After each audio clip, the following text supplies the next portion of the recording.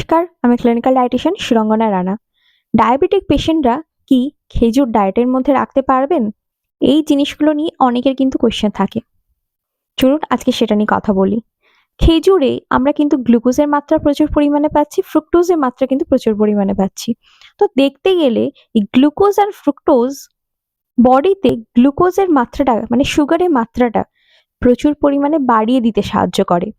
এবার সেক্ষেত্রে একজন ডায়াবেটিক পেশেন্ট চাইছেন যে খেজুর ডায়েটের মধ্যে রাখবেন, তো সেক্ষেত্রে আপনাদের গ্লুকোজের মাত্রা কিন্তু খুব ভালোভাবে মেনটেন করতে হবে। যারা ডায়াবেটিক পেশেন্ট আছেন তাদের গ্লুকোজের মাত্রাটা যেন খুব ভালোভাবে মেনটেন থাকে। HbA1c লেভেল খুব ভালোভাবে মেনটেন রাখতে হবে।